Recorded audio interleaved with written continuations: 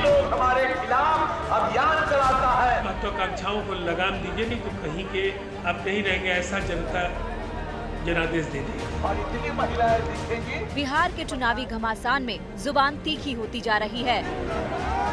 युवा विरोधी सोच है मुख्यमंत्री की। बयानों के तीर भेदने लगे हैं। अब तो बिहार की लड़ाई जेल तक आ गई है।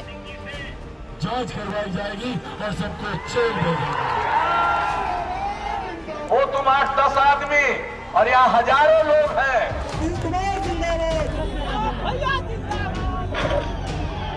खुद को मोदी का हनुमान बताने वाले चिराग एनडीए के मुख्यमंत्री उम्मीदवार को ही जेल भेजने का दम भर रहे हैं। कल डुमराव की रैली में चिराग के निशाने पर सिर्फ और सिर्फ नीतीश कुमार थे। चिराग ने पहले नीतीश के कार्यकाल को भ्रष्ट बताया और फिर जेल भेजने की धमकी दे डाली।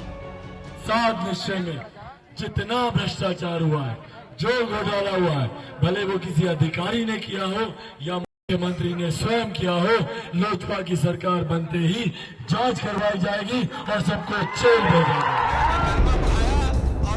चिराग के जेल वाले बयान पर नीतीश की ओर से कोई बयान नहीं आया। वैसे भी वो चिराग को ज्यादा तवज्जो नहीं दे रहे हैं। लगातार हमले होने के बावजूद उन्होंने चिराग के खिलाफ अब तक मुंह नहीं खोला। यहाँ तक कि रामविलास पासवान को श्रद्धांजलि देने चिराग के घर भी गए। चिराग का हौसला बढ़ाया। इस बार उनकी पार्टी ने चिराग को आईना दिखाने की कोशिश जरूर की। जो बेहयाई और बेशर्मी उनके बयान में आज झलकी है, उसकी कठोरतम शब्दों में निंदा करता हूं। उन्होंने बिहार के लोकप्रिय मुख्यमंत्री नीतीश कुमार जी को सत्ता में आने के बाद गिरफ्तार किए जाने की धमकी दी है और मुझे हैरानी है, आप अगर खुद विधानसभा का चुनाव लड़ रहे होते तो शायद आप अपना खुद का चुनाव नहीं जीत पाते। चिराग का पूरा अभियान ही नीतीश के खिलाफ है। नीतीश को लेकर ही वो एनडीए से अलग होकर चुनावी मैदान में है। एलजेपी 138 सीटों पर चुनाव लड़ रही है। इनमें वो सभी सीटें हैं जहां नीतीश की पार्टी जेडीयू मैदान में है।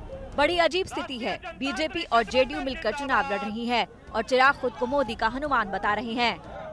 लोग बोलते हैं कि मैं किसी को मक्खन लगाने की परिकाष्ठा मैं पार कर रहा हूं। जब मैं प्रधानमंत्री जी के लिए मैं बोलता हूं कि मैं उनका हनुमान हूं या मेरे दिल में वो बसते हैं, पर मैं और क्या करूंगा श्वेता जी, जब कोई नहीं था मेरे पास। प्रधानमंत्री उस वक्त मेरे साथ खड़े हुए थे।